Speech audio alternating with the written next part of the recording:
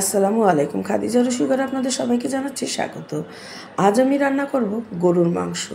আর এই গরুর মাংসটা রান্না করব আজ আমি কষিয়ে নিয়ে, মশলা কষিয়ে নিয়ে আমি আজ গরুর মাংস রান্না করব। সবসময় তো হাতে মাখিয়ে গরুর মাংস রান্না করি, আজ আমি মশলাটা কষিয়ে রান্না করব। এজন্য আমি কড়াইতে দিয়ে দিব পর্যাপ্ত পরিমাণে তেল, আর তার মধ্যে দিয়ে দিব পেঁয়াজ কুচি, আর দিয়ে দিব গরম মশলা, তেজপাতা। এগুলো একটু ভেজে নিয়ে তার মধ্যে দিয়ে দিব আদা বাটা, রসুন বাটা দিয়ে আমি এই মশলাটা একটু ভেজে নেব কাঁচা গন্ধটা যাওয়া অবধি। যখন কাঁচা গন্ধটা চলে যাবে তখন আমি এর মধ্যে দিয়ে দেবো একে একে গুঁড়ো মশলা। প্রথমে আমি দিয়ে দেব হলুদের গুঁড়ো, মরিচের গুঁড়ো, তারপর দিয়ে দেবো আমি ধনিয়ার গুঁড়ো। মশলাটা আমি একটু হালকা ভেজে নিয়ে এর মধ্যে দিয়ে দেব পানি দিয়ে এর মধ্যে দিয়ে দেব পরিমাণ মতো লবণ দিয়ে আমি মশলাটা বেশ ভালো করে কষিয়ে নেব। যেহেতু মাংসটা একটু মশলা কষিয়ে রান্না করব, সেজন্য মশলাটা বেশ ভালো করে কষাতে হবে। এরপর নাড়াচাড়া করে আমি এই মশলাটা একটু ঢেকে দেব। ঢেকে মশলাটা বেশ ভালো করে কষিয়ে নেব, তাহলে কিন্তু গরুর মাংসের স্বাদ এবং কালারটা দারুণ হবে। এই তো মশলাটা আমার কষানো হয়ে গিয়েছে। এখন আমি এখানে দিয়ে দেব আগে থেকে কেটে ধুয়ে রাখা গরুর মাংস। গরুর মাংসটা দিয়ে আমি মশলাটার সাথে বেশ ভালো করে মিশিয়ে নেব।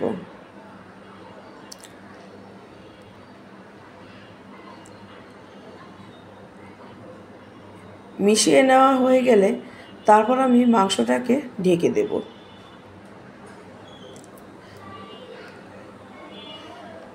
এই তো দেখুন মাংস থেকে কতটা পরিমাণে পানি বের হয়েছে, আর এই পানিটা দিয়েই আমি মাংসটা আস্তে আস্তে বেশ ভালো করে কষিয়ে নেব।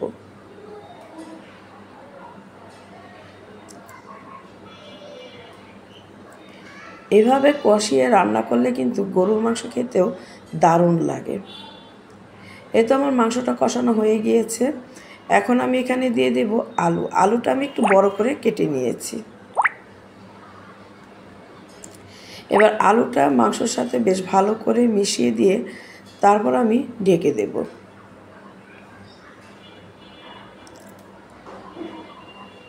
এ তো আলু এবং মাংস দুটোই কষানো হয়ে গিয়েছে।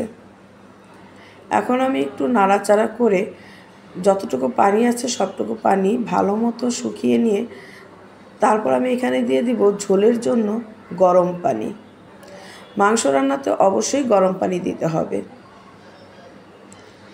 আর আমি এখানে দিয়ে দেব ঝোলের জন্য ফুটন্ত গরম পানি।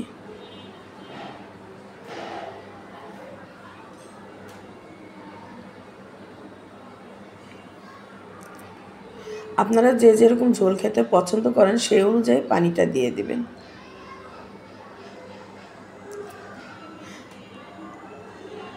এই তো ঝোলের জন্য আমি দিয়ে দিলাম পানি।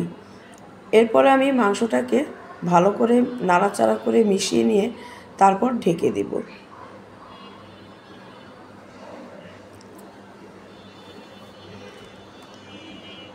এই তো মাংসটা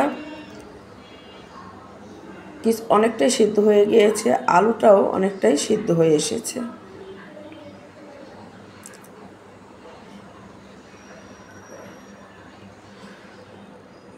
এতে মাংসটা আমার হয়ে এসেছে। এই পর্যায়ে আমি দিয়ে দিব আস্ত কাঁচামরিচ।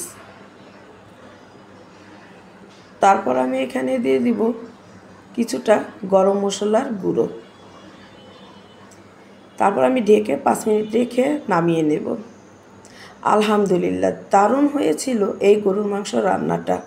আপনারা কালারটা দেখেই বুঝতে পারছেন গরুর মাংস রান্নাটা কতটা লোভনীয় হয়েছে। কেমন লাগলো আমার এই রেসিপিটা? যদি ভালো লেগে থাকে তাহলে লাইক, কমেন্ট, শেয়ার করে দিবেন, আর আমার এই চ্যানেলটাকে সাবস্ক্রাইব করে দিবেন।